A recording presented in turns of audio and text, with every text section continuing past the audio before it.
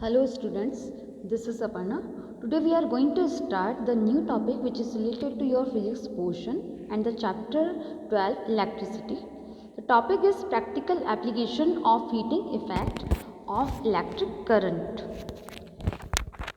You know about that कि electric current के लिए हम जितने भी हीटिंग इफेक्ट स्टडी करते हैं उन सब में कहीं ना कहीं कुछ ऐसा कंजप्शन होता है जिसकी वजह से हीट एनर्जी कन्वर्जन से गेन होती है। तो कुछ ऐसे इलेक्ट्रिक अप्लायंसेस होते हैं जिसका यूज़ करके हम, जैसे वाटर को बॉईल करने के लिए गीज़र का यूज़ होता है, या हम आयरन की बात करें तो आयरन में भी इसी हीटिंग इफेक्ट का यूज़ होता है। Now we are starting from the topic. The generation of heat in a conductor is an inevitable consequence of electric current. In many cases, it is undesirable as it converts useful electrical energy into heat. Most of cases ऐसे होते हैं जहाँ पर कि electric energy को convert नहीं किया जाता, बट मोस्ट या लॉन्ग टाइम तक जब हम इलेक्ट्रिकल अप्लायंसेस को यूज़ करते हैं तो ये एनर्जी कन्वर्ट हो जाती है हीट में. इन electric circuits the unavoidable heating can increase the temperature of the component and alter their properties.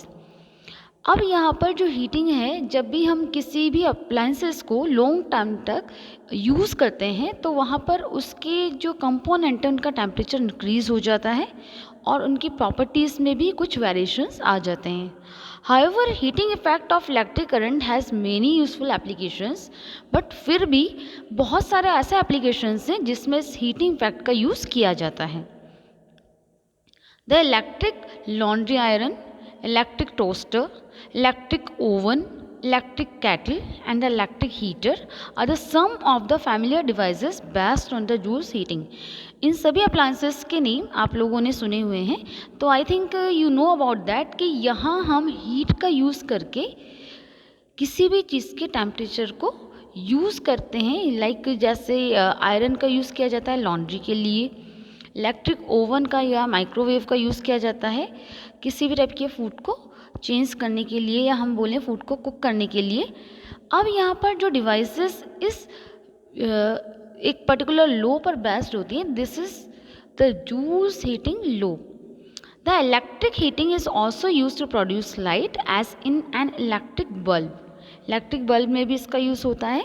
Here the filament must return as much of the heat generated as is possible so that it gets very hot and emits light.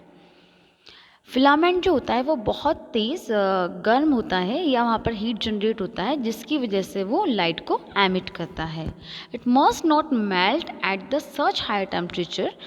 आपको पहले भी शायद idea मैंने previous videos में clear किया है कि ये जो फिलामेंट होते हैं कुछ अलॉयस के बने होते हैं जिससे कि ये बहुत ज़्यादा हाई टेम्परेचर भी मेल्ट नहीं होते हैं.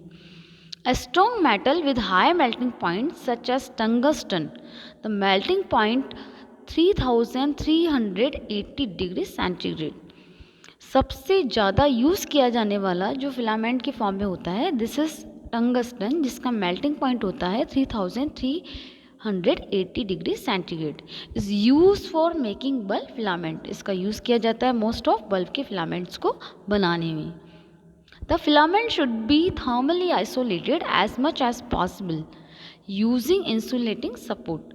यानी कि फिलामेंट को कुछ इस तरह से क्रिएट किया जाता है या अलॉय की कुछ ऐसी यहाँ पर प्रॉपर्टीज़ हम जो पढ़ चुके हैं लाइक रेजिस्टिविटी, उसी के बेसिस पर हम यहाँ पर अलॉयज़ को यूज़ करते हैं जिनसे कि लॉन्ग टाइम तक यूज़ करने के बावजूद भी ये मेल्ट नहीं होते हैं. Most of the power consumed by the filament appear as heat.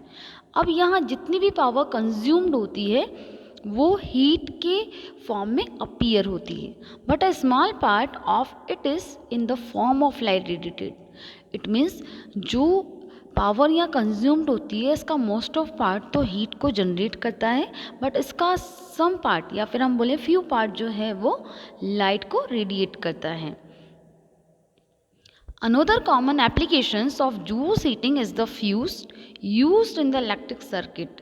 Have you know about the fuse? Fuse is what? Fuse एक ऐसा स्मॉल हम ये बोलें कि एक पर्टिकुलर हम सबस्टेंस को यूज़ करते हैं एज ए फ्यूज़ जिससे कि हम वोल्टेज फ्लक्चुएशन होने पर अपने जो इलेक्ट्रिक अप्लायंसेस जहाँ कनेक्टेड हैं बहुत सारे, उन सबको जो वोल्टेज फ्लक्चुएशंस होती है उनसे होने वाले डैमेज से बचा सकते हैं। तो ये एक कॉमन एप्लीकेशन है जिसमें कि जूस हीटिंग का यूज़ किया जाता है, fuse. It protects circuits and appliances by the stopping the flow of any unreally high electric current. जब सर्किट्स में फ्यूज़ का यूज़ किया जाता है तो एक शॉर्ट पार्ट ऑफ वायर होता है जो कि वोल्टेज के फ्लक्चुएशन या वोल्टेज का एकदम से अमाउंट बहुत कम या ज़्यादा होने पर सर्किट को ब्रेक कर देता है मेल्ट होकर, और इससे जो इलेक्ट्रिक करंट फ्लो हो रहा है जो कि बहुत ज़्यादा या बहुत कम अमाउंट में हो सकता है, उससे होने वाले डैमेज को पहले से प्रिवेंट कर देता है। The fuse is placed in series. Fuse को जब भी ऐड किया जाता है तो सीरीज़ कॉम्बिनेशन में ही किया जाता है with the device. It means device से जब भी ये कनेक्टेड होगा तो हमेशा सीरीज़ कॉम्बिनेशन में ही कनेक्ट होता है। It consist of a piece of wire made of a metal और an alloy of appropriate melting point.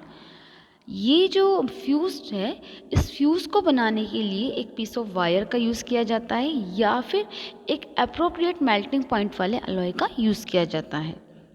For example aluminium, copper, iron, lead etcetera. इसके जो यूज़ हैं, हम यहाँ पर फ्यूज़ की फॉर्म में एल्यूमिनियम का भी यूज़ कर सकते हैं, कॉपर का भी, आयरन का भी, लेड का भी। इट मीन्स यहाँ according to melting point we have to decide that which one we can use in the circuit. If a current larger than the specified value flows through the current, the temperature of the fuse wire increases. जब current का amount larger हो जाता है, जो कि specific value में flow हो रहा है, तो उस मोमेंट पर ये फ्यूज़ वायर जो है ये अपना टेम्परेचर इंक्रीज़ करता है and this melt the fuse wire. उस टेम्परेचर इंक्रीमेंट की वजह से ये फ्यूज़ वायर मेल्ट हो जाता है and the breaks the circuit. और इसी रीजन से सर्किट मेल्ट होते ही फ्यूज़ वायर के मेल्ट होने से सर्किट ब्रेक हो जाता है। The fuse wire is usually encased in a cartilage of porcelain और similar material with metal ends. अब यहाँ पर हम जो यूज़ करते हैं तो फ्यूज़ वायर को यूजुअली इनके अंदर यूज़ किया जाता है। जैसे हम पीवीसी का नेम जानते हैं, यहाँ पर पोर्सिलीन का भी यूज़ किया जाता है एज ए मटेरियल, एंड जो हम इसका सिमिलर मटेरियल इसका यूज़ करते हैं इस वायर को कवर अप करने के लिए। The fuses used for domestic purposes are rated as 1 ampere, 2 ampere, 3 ampere, 5 ampere and 10 ampere etc. For an electric iron which consumed 1 kilowatt electric power when operated at the 220 volt, a current of 1000 by 220 ampere, that is 4.54 ampere will flow in the current. In this case, a 5 ampere fuse must be used. According to the electric circuit, we have to use the amount of current here and the rated will be verified by the amount of circuit, right? It means हम यहाँ जिस circuit के लिए fuse wire का use कर रहे हैं उसी के बेसिस पर डिसाइड किया जाता है कि जो फ्यूज़ वायर है वो किस एम्पियर का हमें यूज़ करना चाहिए। I think this topic will be clear in your mind that how can we use in domestic purpose a fuse wire or heating effect, right? Okay, now the next topic is electric power. You have studied in your earlier class that the rate of doing work is power.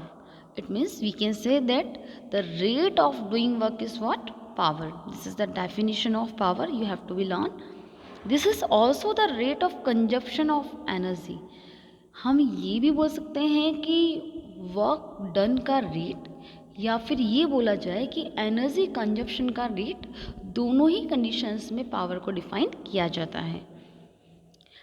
The rate at which electric energy is dissipated or consumed in an electric circuit, this is also termed as electric power. किसी भी electric circuit में consume या use होने वाला electric energy का rate, this is called the power here. This is also termed as electric power. The power P is given by, power को हम denote करते हैं कैपिटल P से, and P is equal to VI. V is what here? V is the potential difference and the I amount of current. So according to Ohm's law, we can replace the value of V by the putting the value of V from the Ohm's law. P is equal to I square R, and we can write here P is equal to V square R also. The SI unit of electric power is what? This is, अगर आपसे बोला जाए तो हम यहाँ पर दो units का यूज़ करते हैं. फर्स्टली जो इलेक्ट्रिक पावर की SI यूनिट है, this is called the what. What को हम कैपिटल W से डिनोट करते हैं. It is the power consumed bye a device that carries 1 ampere of current when operated at a potential difference of 1 volt. अब यहाँ जब 1 what को define किया जाता है तो हम एक स्मॉल सा डिस्क्रिप्शन यहाँ देते हैं. It is the power consumed bye a device. Power जो कि कंज्यूम की जा रही है डिवाइस के थ्रू, अगर उसमें 1 एम्पियर का करंट कैरी हो रहा है और पोटेंशियल डिफरेंस का वैल्यू 1 वोल्ट है, in that case the power consumed is 1 what here, right. So 1 watt is equal to 1 volt into 1 ampere. So we can see here this is the 1 volt ampere is equal to 1 volt. The unit watt is very small. Therefore in actual practice we use a much larger unit called the kilowatt. जो watt unit हम use कर रहे हैं बहुत ही small amount के लिए use होता है. So larger amount के लिए हम एक unit use करते हैं. This is what? This is the kilowatt. It is equal to 1000 watts. 1 kilowatt is equal to the 1000 watts. Since electrical energy is the product of power and time, it means we can say that electric energy is what? This is the product of power and time. The unit of electric energy is therefore watt hour. इसीलिए electric energy का जो एक unit होता है वो what हार होता है, because this is just equal to the product of power and time. This is P into T. 1 watt hour is the energy consumed when 1 watt of power is used for the 1 hour. We can say that कि अगर 1 hour में 1 watt power consumed हो रहा है तो यहाँ पर energy consume जो होगी वो 1 watt hour होगी. The commercial unit of electric energy is kilowatt. अगर आपसे पूछा जाए SI unit of power, this is the what. अगर आपसे पूछा जाता है या क्वेश्चन पुटअप होता है that the watt is the commercial unit of the electric energy, then you have to be right kilowatt hour, and we can denote it by this KWH, commonly known as unit.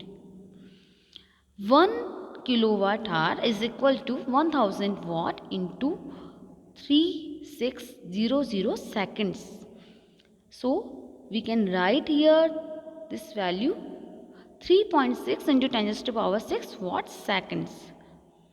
Then 3.6 into 10 to the power 6 joule is approximate to 1 kilowatt hour, right? So now this topic will be clear in your mind that what are the uses of heating effect for the domestic purpose and what is electric power, right? So now just learn this very carefully. Just be safe, and we will meet in the next video. Thank you so much for being with me.